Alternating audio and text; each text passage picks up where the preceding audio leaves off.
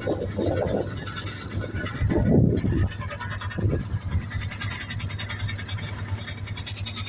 guys, ituturo ko sa inyo ngayon kung paano i-drive si King Cab guys.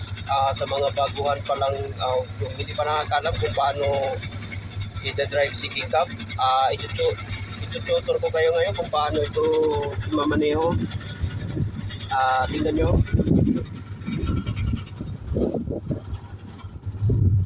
Patayin muna natin guys Okay. So ganito yan guys.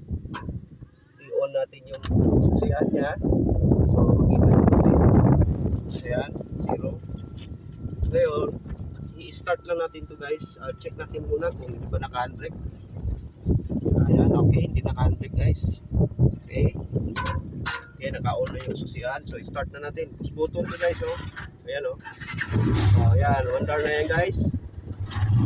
Tapos apak tayo ng permira, nasa baba ang permira guys. Ayan, oh. Kita nyo, sa baba yung kambyada niya sa paa. Kaya permira tayo una. Okay, naka-1 na. So dandahan natin yung bibitawan yung clutch. Ito nasa left dito guys. Dandahan natin bibitawan yung clutch. Sabay dandahan din ng bibitaw ng preno para arangkada tayo dandahan. Kaya yan guys, oh. Kita nyo. Okay, naka-permira tayo yun guys. Ayan, kita nyo. Paano tayo segunda? Okay, trisira. Ayan na guys, trisira na tayo guys.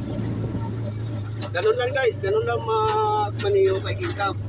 Sa mga baguhan dyan na may balak na bibili or mag-installment ito kay King Cab, commuter 200cc.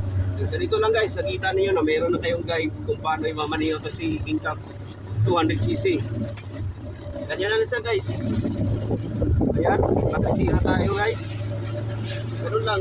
Ay kagaya nung sinabi ko ng mga previous na vlog ko, na parang nagmamaneho ka lang na single motor na di-clutch. Ganun lang si King Cab guys, kadali imamaneho.